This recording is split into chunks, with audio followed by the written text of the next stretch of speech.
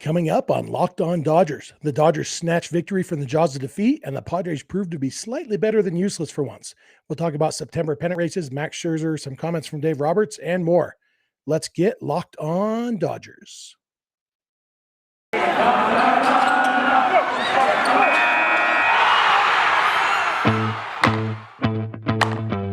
You are Locked On Dodgers, your daily Los Angeles Dodgers podcast. Part of the Locked On Podcast Network, your team every day.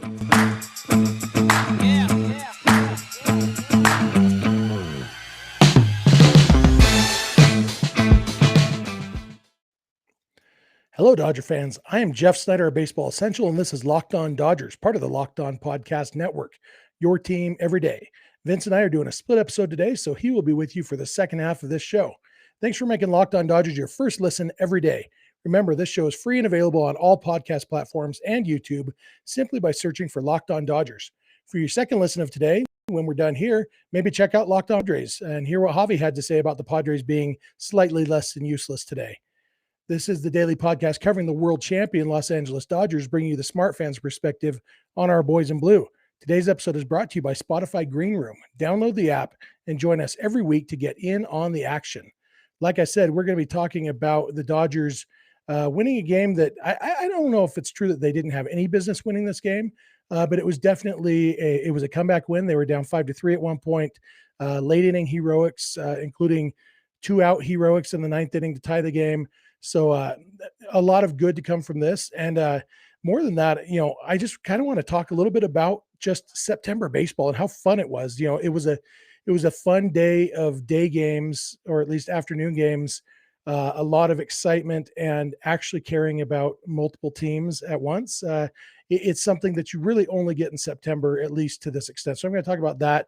And I'm going to talk a little bit about Max Scherzer. I guess I'll talk about Scherzer first. The Max Scherzer, we talked yesterday on the episode, Vince and I did, about Walker Buehler and whether his start was concerning to us or if we could just chalk it up to, Coors Field, and I said yesterday, and I'll say it again, the one redeeming factor of Coors Field is that it's never a factor in the postseason because, the Rockies don't do that sort of thing very often.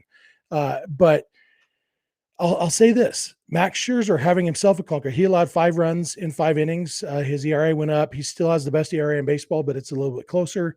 So his Cy Young chances may have taken a hit today. We'll see. But his clunker made me feel a little bit better about Walker Buehler's clunker from yesterday, strangely enough, because it's like, well, if even Max Scherzer is struggling right now, the Dodgers got basically 2.5 clunkers. Julio wasn't as good as he normally is. Buehler had a clunker. Scherzer had a clunker. That's their top 3 starters who we've seen all year. They are very, very good. Maybe this was just Coors Field. And so that it makes me feel a little bit better. I feel like I expect Buehler in his next start to come out and just be pretty dominant. I don't know if we'll see kind of the dominance that he had kind of the middle part of this season where he projected himself to the front of the Cy Young race, but I think we're going to see the Walker Buehler we expect to see in his next start, which I think will come, probably against the Padres this weekend, or next week, whatever it is, whoever it's against. I'm excited to see it. And,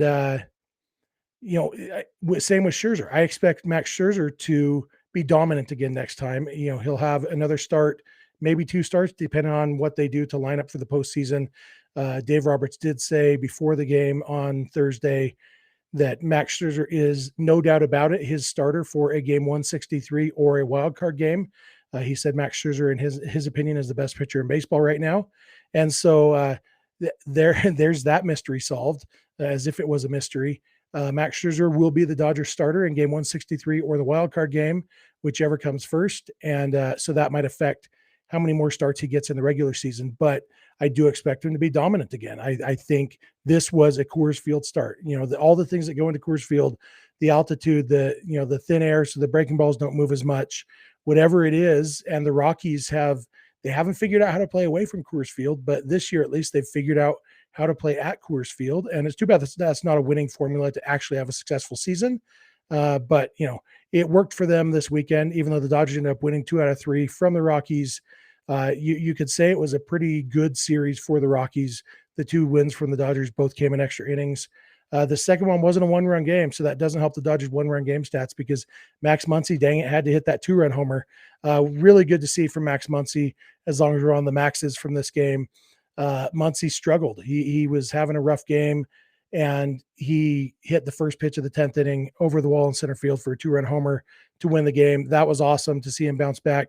Mookie Betts had a big key hit in the 9th inning after struggling. He got a hit to extend his hitting streak finally to 14 games, ended up scoring the tying run on a 2-out single by Trey Turner.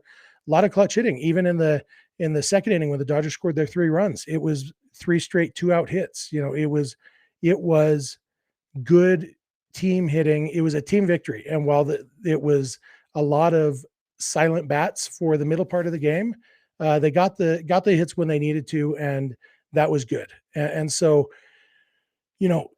all in all, going into this series with the Rockies and the Giants going into their series with the Padres, the Dodgers were down by a game.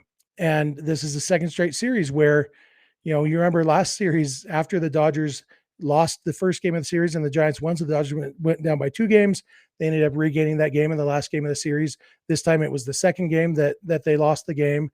But in the end, in the middle of the series, it was looking like, oh, this might be the end. And now by the end of the series, they're back within 1 game. And when you're within 1 game, anything can happen. This is the definition of striking distance.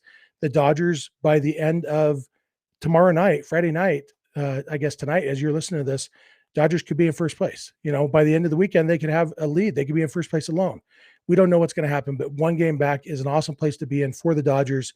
And it was nice to see the offense pick up Max Scherzer. And it's nice that the Dodgers don't have to play at Coors Field again for another many months. And, maybe Coors Field will fall apart by then. Maybe the owners of the Rockies will sell to a team in Portland and they'll move to Portland. I don't know. Anything could happen. So maybe they'll never play at Coors Field again, but at least not in 2021. And that's what matters to me right now, because Coors Field is the worst.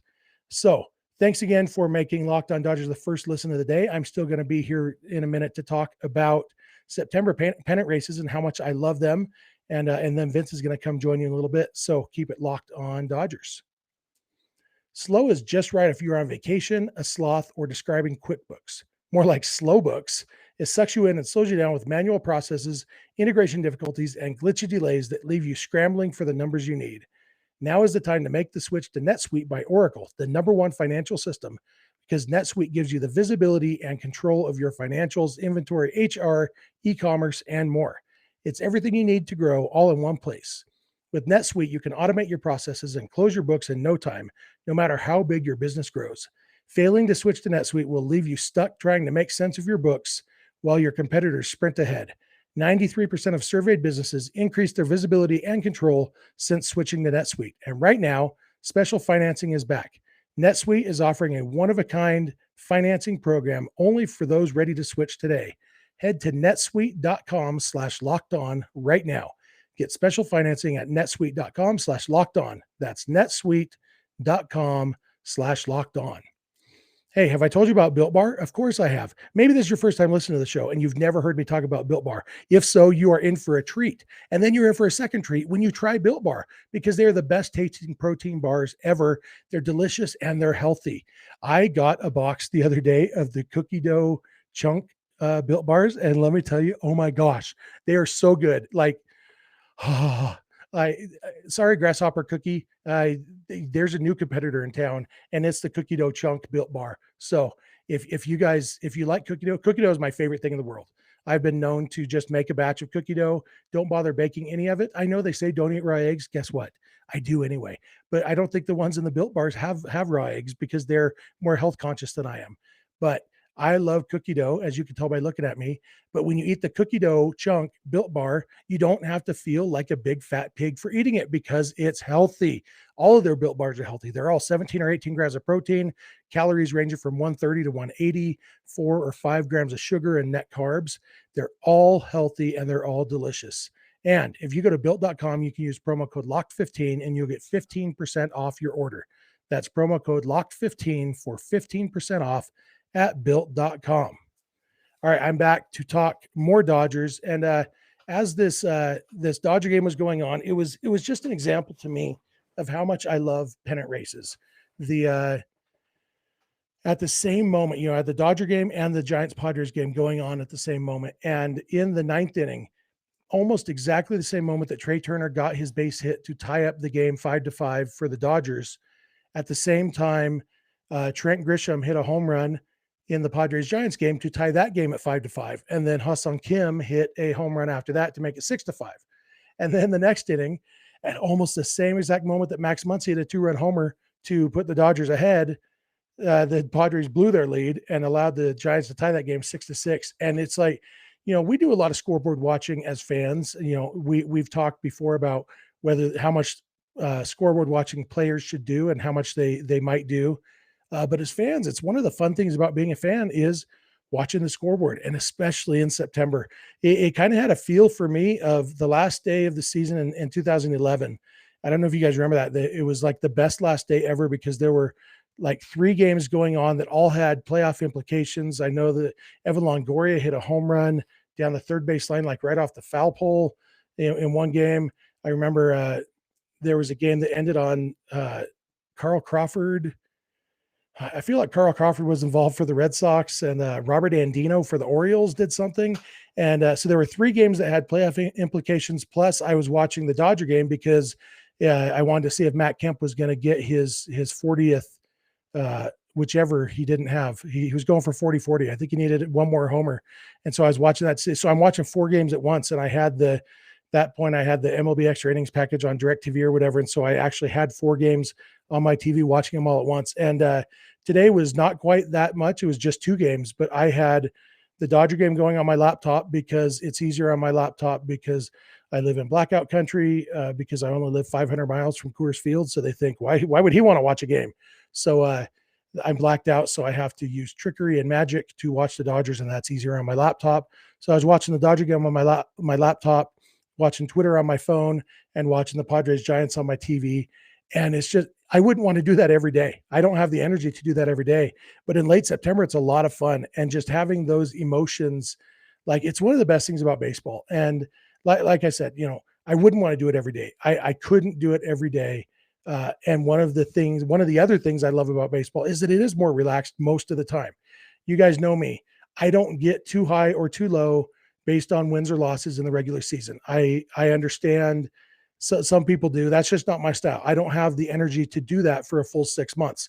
You know, even the best the Dodgers are going to lose like 58 games this year probably. And I don't have energy to be angry 58 times in 6 months. No, thank you. So, but come September, I do have the energy to kind of be all in on this scoreboard watching and watching multiple games and seeing playoff implications and stuff. And then in October, that's when I actually do get high and low based on wins and losses.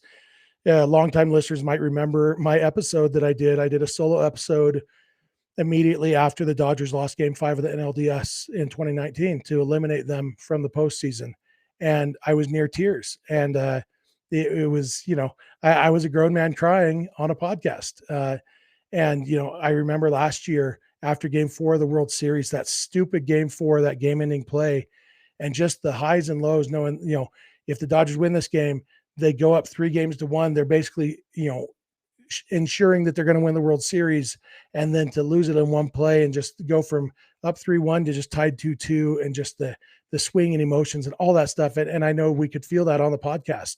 You know, I remember even just last year in the NLCS when, you know, Vince had a solo episode, because I was on vacation in Seattle during the NLCS, and, you know, kind of talking people off a ledge, saying that Dodgers still have a chance. I know they're down 3-1, but there's still a chance, you know, they can do this. And then I don't know if you remember this, but they did. And so the highs and lows of baseball, I have to pick and choose when I can participate in the highs and lows, but September pennant race baseball, watching these 2 games, it was so much fun. The Dodgers win their game, and you're like, you know, so happy about that, but it's like, okay, it's only half the battle. And to actually then flip to the Giants and Padres, or just, you know, turn off the Dodger game, just focus all my attention on Giants and Padres, and like having that emotion of, come on Padres, second and third, 1 out, you know, or in the top of the 10th when Ross Detweiler couldn't throw a strike. Ross Detweiler, who has set the Guinness Book of World Records record for most times that I've remembered. Oh yeah, Ross Detweiler is still a big leaguer. We thought the worst thing he was going to do to us this year is break Corey Seager's hand, and then he came in and walked the first batter of the 10th inning on 5 pitches, went 3-0 on the next batter, and somehow got out of it. Didn't allow a run.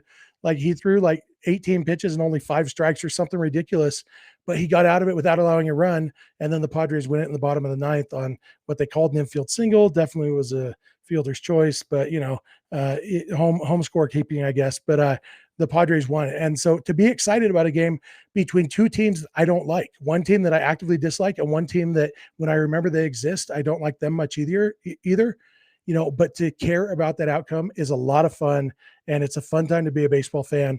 And now the Dodgers are only a game back, and hopefully they can make up that game this weekend or soon, and maybe we're headed for a game 163. Maybe the Dodgers can win this thing outright.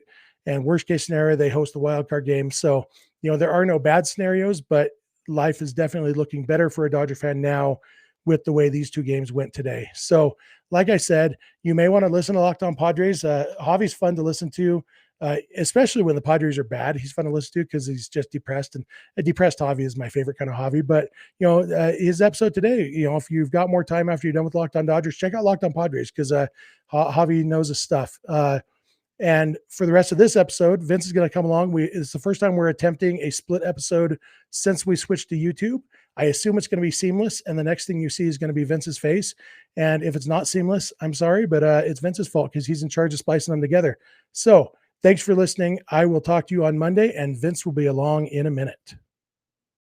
Yo, Dodger fans. Vince here to close out the episode. Shout out to Jeff for holding down the fort. This might happen sometimes when we split episodes just because we're on different schedules and different time zones and different things. But I'm here to finish out the episode talking a little bit about the Dodgers dress-up day, all the fun costumes that we saw, and then just a little bit about Matt Beaty, the Dodgers offense, and Kenley Jansen. So that's what I'm going to do here for the last 10 minutes or so, however long we got. But let's talk real quick about the costume. So the dress-up day. Well, first of all, I really want to say that I like that the Dodgers went away from making this rookie hazing type thing into more of a team-wide team bonding situation. So the last road trip of the season, most teams had some type of rookie hazing where they had to dress up. Back in the day, used to be usually making them dress like cheerleaders or something. That's not really appropriate. It wasn't back then, but definitely not appropriate anymore to do things like that. So now they made it a team-wide thing. No more rookie hazing, and they don't do costumes like that. They do fun costumes. And if you remember years past, Dustin May as It the Clown. We had Tony Gonsolin as what's the guy from Forrest Gump? Him and Ross Stripling as Forrest Gump. And this year, I think by far the winners were the starting rotation: Julio, Kershaw, Max Scherzer, and Walker Buehler dressed up as Sons of Anarchy type guys, which is basically just bikers or a biker chain or a biker gang. And it's pretty funny because Buehler, Scherzer, and Kershaw all put fake tattoos on. Julio actually has a full sleeve, so he looks the most authentic when it comes to that. Clayton Kershaw's probably whole outfit looked the most authentic. He looked pretty funny. Walker Buehler's wearing Uggs, so it's hard to take him seriously as somebody in a biker gang. But it was for sure the highlight of the night and the highlight of the thing. Some of the other standouts: Brusdar Graterol as Maui from Moana. He already has that type of build. Obviously not that big because he's not a cartoon, but he has that type of build, so it fit him well. Justin Turner and Pollock and Bellinger and somebody else were Jeff Bezos going into space and then an astronaut, and then Cody Bellinger was one of those costumes where it looks like he's sitting on an alien's shoulders. And Van Scoyoc was the other one who was an alien as well. That was pretty fun. Some of the coaches were the average Joes from the movie Dodgeball. That's not anything too crazy. There was a few guys. I think it was strength and conditioning coach, and I forget who the entire crew was. Tony Gonsolin was part of their crew. Was Happy Gilmore and the caddy and the big guy that gets hit with the nail in the head, his boss, and Chubbs with the broken hand, and the Gator, and the assistant from Tony Gonson was Ben Stiller's part, the assistant, the guy that worked at the retirement home that Happy Gilmore's grandma stayed at. That was pretty fun. Matt Beaty was Mr. Clean. He looked pretty funny, and Albert Pujols just looked like one of my Theos. If I go to Mexico, that's what he kind of looked like, dressed up like that. But yeah, a lot of fun costumes. I'm sure I missed some, but head over to the Dodgers Instagram and Dodgers Twitter account. They got all the pictures posted. Sujo always does a great job with that and make sure to highlight the right stuff. So go check those out. They were fun to watch. And make sure to come back. I'm about to talk about Matt Beaty and the Dodgers offense and Kenley Jensen. So keep it locked on Dodgers. We're back and better than ever.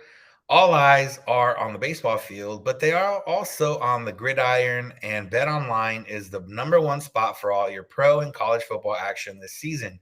With the new updated site and interface, even more odds, props, and contests, BetOnline.ag continues to be the #1 source for everything football.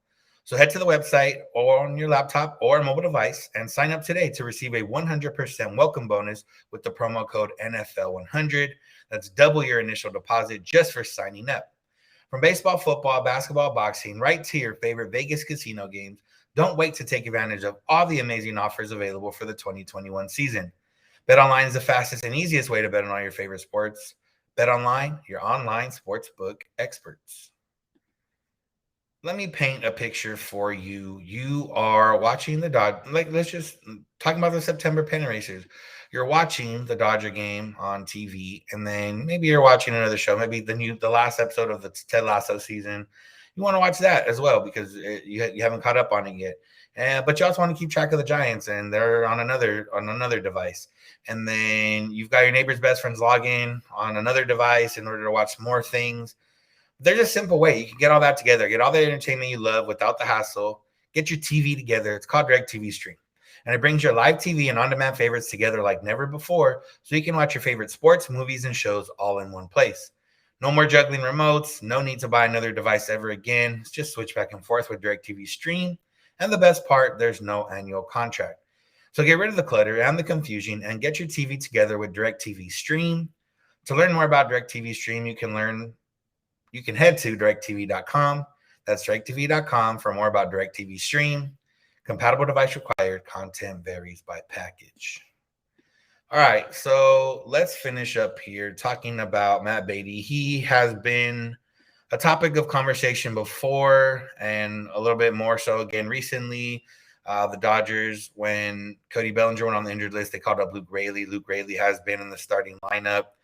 And some fans were maybe wondering why Matt Beaty hadn't been in the starting lineup. He had made a start last week, had a couple hits. He's generally been a better hitter than most people around. Definitely better than Bellinger at times and other things. But he hasn't really been able to get starts or get playing time, get consistent playing time. And some people believe that Dave Roberts doesn't like Matt Beaty or things of that nature. We know his defense is not great, and it's probably part of it.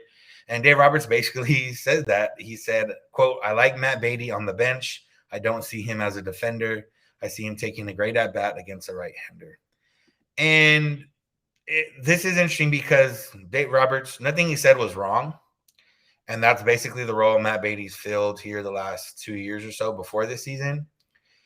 But when that was happening, it was because the Dodgers had 9 guys better than Matt Beaty defensively and maybe even offensively to fill those roles.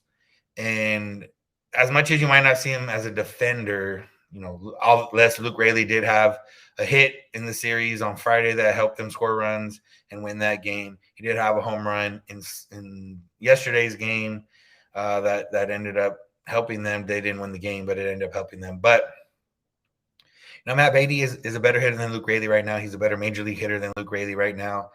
And yes, the defense, I can't say that I would be excited to see Matt Beaty out there in left or right field. I still remember one of the plays out there in right field against the Padres earlier this year where he misplayed it a little bit, ended up turning into the winning or tying run, and the Dodgers ended up losing that game, I believe. So I understand the defense not being good and that being a reason why he's not playing.